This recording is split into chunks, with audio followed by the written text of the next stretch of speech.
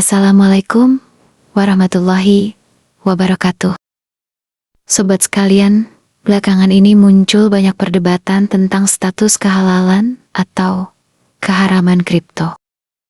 Ada yang bilang masa depan uang. Ada juga yang bilang cuma spekulasi belaka. Pertanyaannya, bagaimana sih pandangan syariah terhadap kripto? Apakah kripto itu halal, haram, atau sebenarnya lebih rumit dari itu? Yuk kita bahas penjelasan terbaru dari Fintech Syariah Indonesia.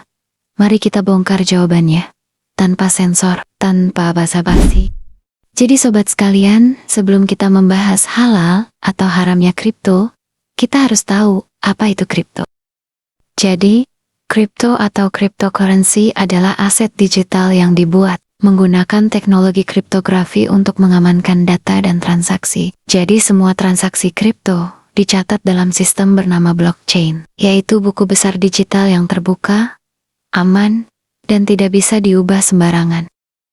Tidak seperti uang biasa yang dikendalikan bank atau pemerintah. Kripto bersifat terdesentralisasi, artinya dijalankan oleh jaringan komputer di seluruh dunia.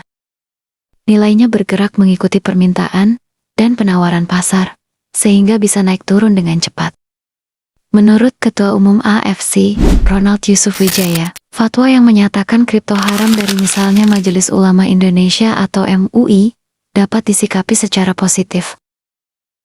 Menurut beliau, salah satu tujuan utama para ulama dalam mengeluarkan fatwa adalah untuk melindungi masyarakat, khususnya mereka yang masih awam dalam dunia investasi. Banyak orang yang akhirnya terjun ke kripto hanya karena takut ketinggalan tren, atau yang sering disebut FOMO, padahal belum benar-benar memahami risikonya. Dalam kondisi seperti ini, sikap kehati-hatian justru menjadi bentuk perlindungan, bukan larangan semata. Namun, Ronald juga menegaskan bahwa persoalan kripto tidak bisa dilihat secara hitam putih. Jika seseorang benar-benar paham tentang investasi, memahami risiko, mekanisme transaksi, serta karakter aset digital, maka masuk ke dunia kripto bisa saja diperbolehkan, tentu dengan catatan dilakukan sesuai prinsip syariah. Artinya, yang dinilai bukan hanya asetnya, tetapi juga cara dan tujuan penggunaannya. Dalam kajian fikih muamalah, sebuah transaksi dinilai bermasalah jika mengandung unsur gharar, yaitu ketidakjelasan atau spekulasi berlebihan.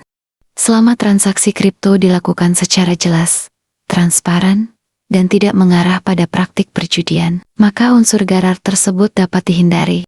Disinilah pentingnya pemahaman sebelum mengambil keputusan.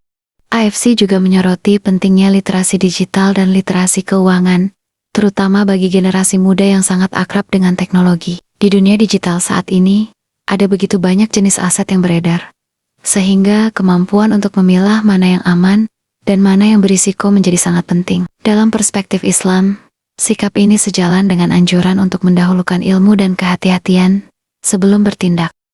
Jadi, AFC menekankan dua hal utama. Jika seseorang masuk ke kripto tanpa pengetahuan, itu berpotensi haram karena mengandung unsur gharar.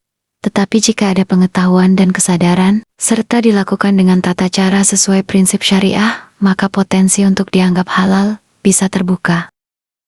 Dari sudut pandang ini, keputusan untuk masuk kripto atau tidak hitam putih, hal itu sangat tergantung pada pemahaman dan kesadaran individu. Literasi dan tanggung jawab menjadi kunci. Oke, jadi setelah panjang lebar, apa yang bisa kita simpulkan? Yang pertama, kripto sebagai mata uang.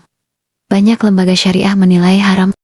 Yang kedua, kripto sebagai aset investasi masih diperdebatkan. Ada yang membolehkan, ada yang tidak.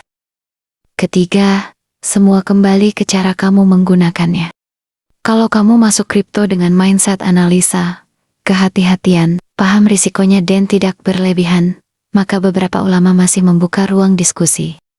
Tapi kalau kamu masuk karena FOMO, ikut-ikutan, ngejar kaya cepat, ya itu udah keluar dari prinsip syariah dan prinsip keuangan sehat. Jadi, sesimpel itu, haram atau halalnya kripto. Bukan di kriptonya, tapi di cara kamu memperlakukannya.